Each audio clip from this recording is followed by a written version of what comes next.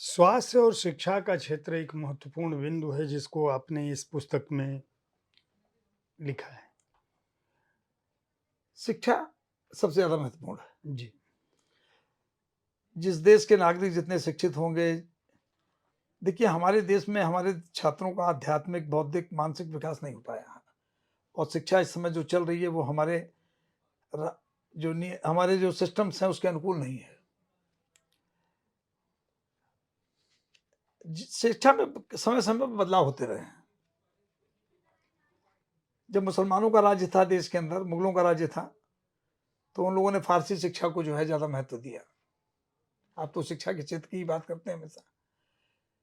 फ़ारसी को उन्होंने कहा कि साहब जिसको फ़ारसी आएगी उसको सरकारी नौकरी मिलेगी। तो लोग फ़ारसी पढ़ने लग गए।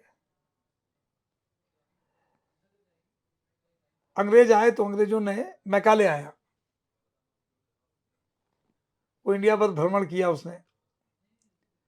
उसने देखा इस देश में गाँव-गाँव में बड़ी अच्छी बाइंडिंग है लोगों में आपस में। सब एक-दूसरे के चाचा, मामा, ताऊ, फूफा हैं।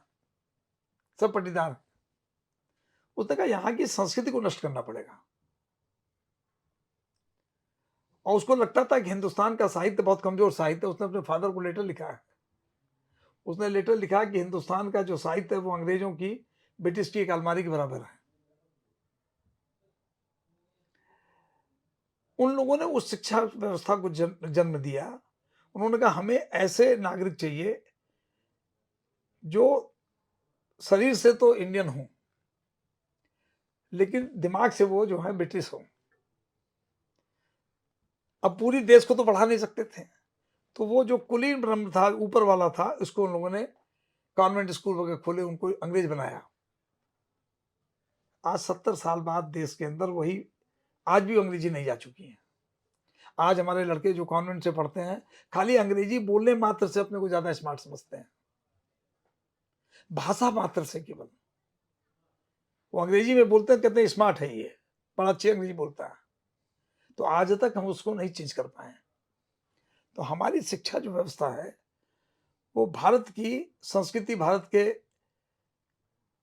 हमारे कल्चर के हिसाब से ठीक नहीं है अभी। उसमें बहुत बड़े बदलाव की आवश्यकता है। दूसरा, रोज़गार पर शिक्षा नहीं है। पढ़ करके लड़का जो है भविष्य अपना खोजता रहता है। मैं भी लॉ किया हुआ हूँ। अब बताइए मेरे लॉ क्या काम आ रहा है? क्यों आप इतने सारे तर्क दे रहे हैं? नहीं, ये तर्क जो मैं लॉ के कारण नहीं दे रहा हूँ, अनुभव के कारण दे रहा हूँ। लॉ मेरे लड़के ने इंजीनियरिंग की, एक लड़के ने फैशन डिज़ाइनिंग की, वो गाड़ी बेच रहा है आज के दिन।